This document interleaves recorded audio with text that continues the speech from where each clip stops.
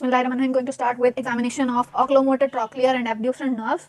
Olfactory और optic हम लोग कर चुके हैं। ये है 3, 4 और 6। 3, 4 और 6 की खास बात ये है कि हमारे पास तीनों मोटर नर्व्स हैं और extra ocular muscle of eye को सप्लाई करती हैं। इसमें हमारे पास all extra ocular muscle of eye are supplied by third nerve except superior oblique which is supplied by trochlear and lateral rectus which is supplied by abducens. LR6 और SO4। इसके अंदर हमारे पास ये है कि द साइज ऑफ प्यूपिल का size है वो पैरासिम्पैथिक और सिम्पैथेटिक इनर्वेशन पे डिपेंड करता है। पैरासिम्पैथिक इनर्वेशन जो है वो हमारे पास एडिंगर वेस्टफाल न्यूक्लियस से आती है। थर्ड नर्व के ऑक्लोमोटर के जो न्यूक्लियस होता है एक एडिंगर वेस्टफाल वहां से आती है। अगर हमारे पास ये फाइबर्स हैं प्यूपिल की कंस्ट्रक्शन कराएंगे तो इसको हम कहेंगे मियोसिस। सिम्पैथेटिक इनर्वेशन जो है वो हमारे पास प्यूपिल की डायलेशन कराते हैं जिसको हम कहते हैं मिड्रियासिस।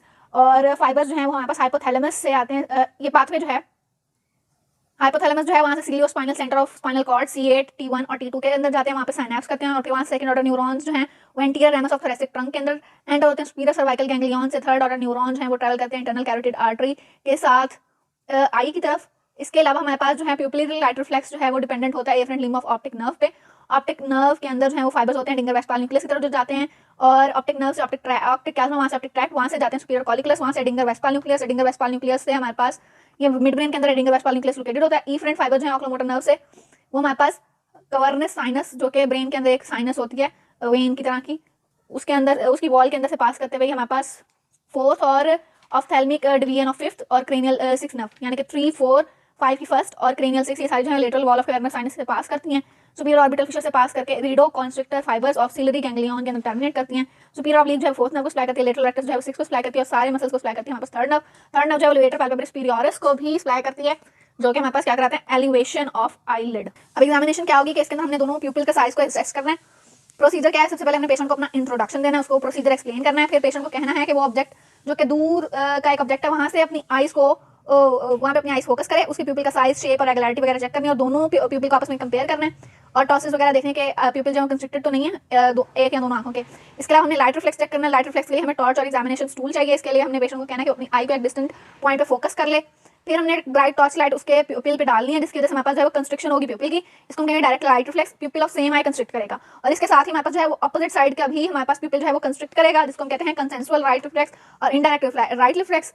इसी तरह हमने दूसरी आई के लिए प्रोसीजर रिपीट करना है। अकोमोडेशन क्या होता है, ability of to adjust the strength of lens by the process और the process by which the curvature of lens is increase is known as accommodation.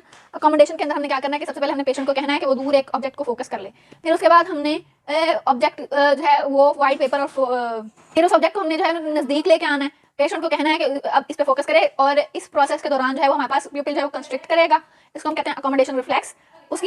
उसके अलावा हमने आई मसल्स की मूवमेंट को चेक करना है। मूवमेंट को कैसे चेक करना है, पेशेंट को कहना है कि वो पहले सामने देखे, अपने हेड को मूव ना करे, फिर उसके बाद हमने इंडेक्स फिंगर को ना मूव करना है, पहले अबव, मीडियली, डाउनवर्ड, लेटरली, इस तरह से हमने पेशेंट को कहना है कि वो अपनी आईज को हमारी फिंगर्स के साथ मूव करे। और नॉर्मली ये कैसे मूव होती है 50 सेंटीमीटर आउटवर्ड, डाउनवर्ड और 33 डिग्री जो है वो अपवर्ड, ये इस तरह से मूवमेंट हो सकती है यानी कि सारी जगह पे 50 डिग्री और अपवर्ड 33 डिग्री तक वो पेशेंट जो है वो मूव कर सकता है। फिर हमने अपनी फिंगर को मूव करके चेक करना है और अगर कोई उसकी मूवमेंट के अंदर रिस्ट्रिक्शन आ रही है तो इसका मतलब है उसकी 3, 4 या 6 नर्व में से कोई एक डैमेज है। लाइट रिफ्लेक्स का पाथवे क्या है, हमारे पास रेटिना के ऊपर लाइट फॉल की, वहां से optic nerve, optic tract, optic कैल्मा, optic कैल्मा के बाद ये जाएंगे प्रीटेक्टल न्यूक्लियस। प्रीटेक्टल न्यूक्लियस जो है वो कुछ फाइबर्स वहां पे डीकसेट करके ऑपोजिट साइड पे भी जाते हैं यानी कि दोनों साइड की आईज में फाइबर चलेगा, वहां से Edinger Westphal nucleus, ciliary ganglion, pupil जो है वो कंस्ट्रिक्ट करेगा, स्फिंक्टर प्यूपिल जो है वो प्यूपिल को स्फिंक्टर प्यूपिल जो है प्यूपिल की ओपनिंग और क्लोजिंग के लिए रिस्पांसिबल है। इस तरह से हमारे पास जो है वो डायरेक्ट लाइट रिफ्लेक्स और कंसेंसुअल राइट रिफ्लेक्स आएगा। प्रीटेक्टल न्यूक्लियस में क्रॉसिंग की वजह से हमारे पास इनडायरेक्ट लाइट रिफ्लेक्स या कंसेंसुअल राइट रिफ्लेक्स आएगा। अकोमोडेशन के अंदर क्या है, लाइट आई के ऊपर फॉल की, वहां से विजुअल रिसेप्टर रेटिना, वहां से optic nerve, optic tract, optic कैल्मा, लेटरल जेनिकुलेट बॉडी में आई, वहां से primary visual cortex, motor cortex के बाद ये जाएगी एडिंगर वेस्टफाल न्यूक्लियस, वहां से जाएगी ciliary ganglion, short ciliary nerve से ये जाएगी सिलरी मसल की कॉन्ट्रैक्शन कराएगी जिसकी वजह से एंटीरियर कर्वेचर ऑफ लेंस जो है वो रिड्यूस हो जाएगा और ये कराएगी कंट्रैक्शन ऑफ कंस्ट्रिक्टर प्यूपिल जिसकी वजह से प्यूपिल कंस्ट्रिक्ट हो जाएगा यानी कि हमारे पास लेंस का एंटीरियर कर्वेचर कम होगा, लेंस जो है वो ओवल शेप में आ जाएगा और हमारे पास कंस्ट्रिक्टर प्यूपिल जो है वो प्यूपिल को कंस्ट्रिक्ट करा देगा। इस टोटल को हम कहते हैं अकोमोडेशन रिफ्लेक्स, जो कि तब होता है जब हम आईज को डिस्टेंट ऑब्जेक्ट, दूर के ऑब्जेक्ट से नजदीक के ऑब्जेक्ट पे फोकस करेंगे तो हमारे पास अकोमोडेशन रिफ्लेक्स टेक प्लेस करेगा। रिलेटेड क्वेश्चन की अगर हम बात करें तो हमारे पास स्ट्रेंथ ऑफ लेंस जो है वो किस बात पे डिपेंड करती है, स्ट्रेंथ ऑफ लेंस उसकी शेप पे डिपेंड करती है और सिलरी मसल जो कि सिलरी मसल से रेगुलेट होती है। सिलरी मसल जो है वो हमारा सिलरी बॉडी का पार्ट है। What is the kind of fibre present in the ciliary muscle, ciliary muscle के अंदर दो तरह से हमारे पास सेट ऑफ स्मूथ मसल पड़े होते हैं, एक होते हैं मेरिडोनियल और एक होते हैं सर्कुलर। मेरिडोनियल फाइबर जो है वो हमारे पास peripheral end of suspensory ligament से कॉर्नियोस्क्लेरल जंक्शन तक जाते हैं। जब ये मसल कंट्रैक्ट करते हैं तो पेरिफेरल इंसर्शन जो है वो लेंस के लिगामेंट को पुल करती है मीडियली जिससे हमारे पास जो है टेंशन लेंस पे जो है वो कम हो जाती है। और सर्कुलर फाइबर क्या करते हैं कि वो सर्कुलरली लेंस के अरेंज हुए होते हैं, जब वो कंट्रैक्ट करते हैं तो स्फिंक्टर लाइक एक्शन प्रोवाइड करते हैं जिससे डायमीटर ऑफ सर्कल जो है वो कम होता है और लेंस जो है वो हमारे पास कंट्रैक्ट कर जाता है, मोस्ट स्फेरिकल इन शेप हो जाता है। जब सर्कुलर फाइबर कंट्रैक्ट करते हैं तो हमारे पास लेंस जो है वो सर्कुलर हो जाता है। जब मैकडोनल करते हैं तब हमारे पास जो है वो ओवल शेप के अंदर आ जाता है लेंस। अकोमोडेशन का मैकेनिज्म क्या है? अकोमोडेशन जो है वो हमारे पास लेंस सिस्टम के थ्रू होती है। जब हमारे पास कंट्रैक्शन और रिलैक्सेशन की वजह से आई के सिलियरी मसल के कंट्रैक्शन और रिलैक्सेशन की वजह से हमारे पास circular ring of smooth muscle जो है वो, यानी कि सिंपल बात करते हैं। अकोमोडेशन जो है कब होती है? जब हमारे पास सिलियरी मसल कंट्रैक्ट या रिलैक्स करें। उनके कंट्रैक्ट या रिलैक्स करने से हमारे पास लेंस का डायमीटर चेंज होता है, जिसकी वजह से हमारे पास रिफ्रैक्टरी पावर ऑफ लेंस और रिलैक्सेशन जो है वो उसकी पावर को डिक्रीज कर सकती है। इस तरह हमारे पास अकोमोडेशन होती है। नियर विजन के लिए आईज जो है वो सिलियरी मसल कंट्रैक्ट करते हैं। सिलियरी मसल कंट्रैक्ट करने से हमारे पास सर्कमफ्रेंस डिक्रीज करता है लेंस का। सस्पेंसरी लिगामेंट जो है वो स्लैक होते हैं और लेंस जो है वो राउंडेड हो जाता है। लेंस राउंडेड होता है तो उसका कर्वेचर बढ़ता है, कर्वेचर बढ़ता है तो उसका रिफ्रैक्टरी पावर जो है वो इंक्रीज कर जाती है, लाइट रेस को मोर बैंड करती है। फार विजन के लिए क्या होता है कि फार विजन के लिए सिलियरी मसल रिलैक्स करते हैं, लेंस जो है वो हमारे पास ओवल शेप के अंदर आ जाता है, फ्लैटेंड हो जाता है और हमारे पास रिफ्रैक्टरी पावर जो है उसकी कम हो जाती है और लाइट रेस जो है वो कम बैंड करके ही फोकस में आ जाती है। इसके अलावा हमारे पास what kind of abnormalities assessed by the performing examination of extraocular muscle, diplopia और निस्टैग्मस। अब इसके अलावा डिप्लोपिया मतलब डबल विजन और निस्टैग्मस का मतलब pendular movement of eye ball. अब ऑकुलर निस्टैग्मस क्या है? हमारे पास इसमें यह होता है कि ऑकुलर मसल जो कि आपस में एक दूसरे के एंटागनिस्ट काम करते हैं, like lateral rectus, medial rectus.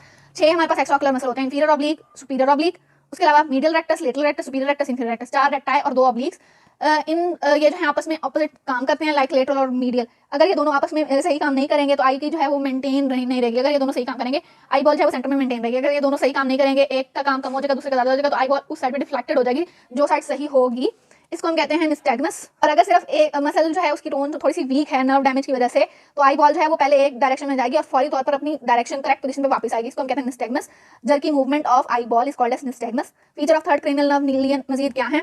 Third cranial nerve अगर उसकी लियन हो जाए तो हमारे पास टॉसिस यानी कि ड्रूपिंग ऑफ आईलिड हो जाता है और हमारे पास स्ट्रैबिस्मस यानी कि हमारे पास आईज जो है वो डाउन एंड आउट मूवमेंट के अंदर प्रेजेंट होती हैं, डायलेटेड प्यूपिल होता है और हमारे पास वो प्यूपिल जो है वो डायरेक्ट लाइट रिफ्लेक्स नहीं देता, जो लेकिन कंसेंसुअल लाइट रिफ्लेक्स जो है वो प्रेजेंट होता है नॉर्मल आई, क्योंकि ऑपोजिट आई जो है वो नॉर्मल होती है। एक साइड पे तो डायलेटेड प्यूपिल है वो रिस्पांस नहीं देगा, जबकि उसके ऑपोजिट साइड नॉर्मल आई है, वो हमारे पास कंसेंसुअल लाइट रिफ्लेक्स आएगा और अकोमोडेशन नहीं होगी, ना लाइट रिफ्लेक्स होगा ना अकोमोडेशन होगी और डाइवर्जेंट स्ट्रैबिस्मस होगा, कंप्लीट टॉसिस होगी थर्ड नर्व लियन की वजह से।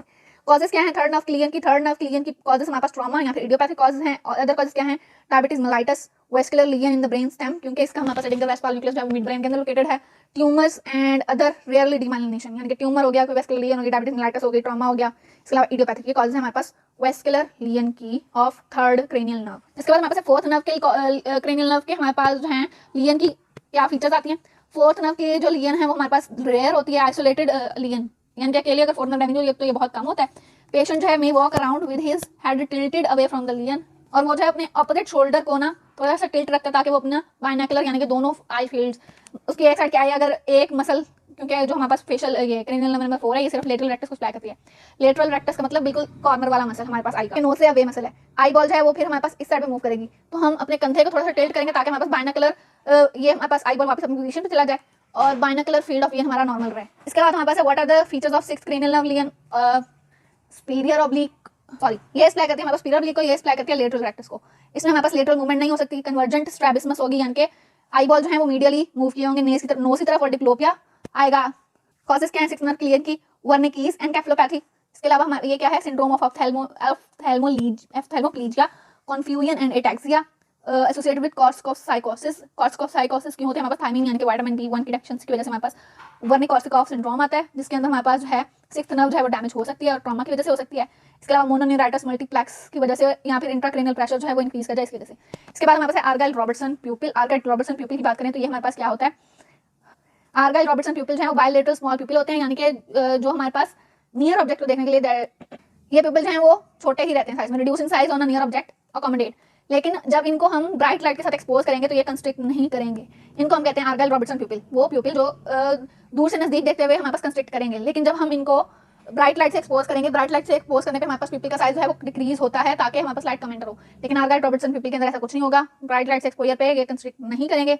कॉजेस क्या है इसकी? Neurosyphilis, brain injury, paranoid syndrome and tabes dorsalis और थायमिन यानी कि विटामिन B1 की डेफिशिएंसी। पैरानॉइड सिंड्रोम, B1 की डेफिशिएंसी, टेबिस डॉर्सैलिस और इंजरी टू ब्रेन एंड न्यूरोसिफिलिस।